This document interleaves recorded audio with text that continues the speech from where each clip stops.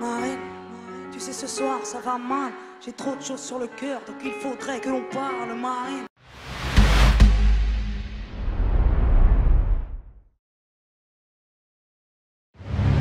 C'est une continuité en fait. C'est une continuité.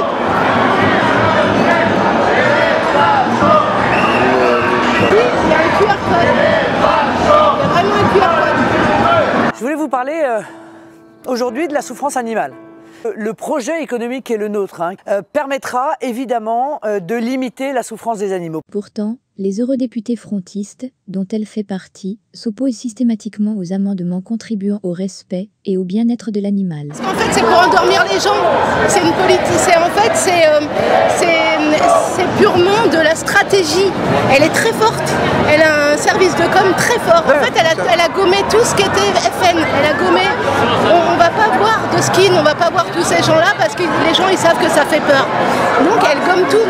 Ouais, on parle de dédiabolisation en fait. Bien sûr, et les chats en fait. Pourquoi? C'est parce que quand on va demander aux gens que représente Marine Le Pen, ils vont dire elle aime les chats. On va parler que des chats, on va plus parler de politique. Nous devons avoir une attention toute particulière pour le bien-être animal. Nous devons d'être très attentifs et notamment évidemment sur les conditions d'abattage. Alors il faut encore une fois immédiatement mettre en place l'étourdissement avant l'abattage. Pourtant, en novembre 2015, lors du vote de la résolution pour une nouvelle stratégie pour le bien-être animal pour 2016 à 2020, les élus frontistes ont refusé de soutenir de multiples amendements comme l'instauration d'un règlement européen et d'un financement du bien-être animal, ou encore une nouvelle politique alimentaire durable pour les animaux. Les chats, ça endort. Les chats, ça endort les gens. Mais en fait, ça fait 5 ans qu'elle prépare sa vengeance, comme Poutine. Poutine, il prépare sa vengeance depuis 10 ans, ouais. Voilà, il est prêt. Maintenant, elle est prête. Mais nous aussi, on est prêts. C'était parce qu'on ne se donnait pas assez les moyens d'obtenir un maillage du territoire et de pouvoir surveiller ainsi les abattoirs qui sont souvent des abattoirs de proximité. Alors nous mettrons en place les contrôles vétérinaires pour qu'il n'y ait pas un seul abattoir qui ne puisse pas être surveillé, vérifié et qu'on ne s'y assure pas du bien-être ou en tout cas du bien-être minimum des animaux que l'on abat. Pourtant, ni elle ni aucun autre élu frontiste n'a voté en faveur de l'amendement visant à introduire une durée maximale de 8 heures pour le transport des animaux. Et vous allez voter quoi là donc? Forcément Macron. Est-ce que c'est pas le peste et le choléra là? Pas vraiment, parce qu'en fait, il y en a un qu'on soigne et un où on meurt.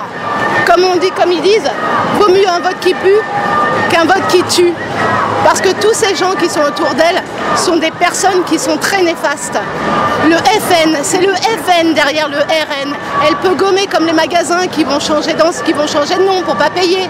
Elle va juste changer de nom pour gommer, mais elle gomme pas. En fait, elle a juste à ouvrir la porte. C'est l'ADN en fait. Il y a l'ADN qui reste. C'est ça, qui reste. La haine et tout ça. C'est une famille qui trahit. Elle a trahi son père. Comment on peut trahir son père?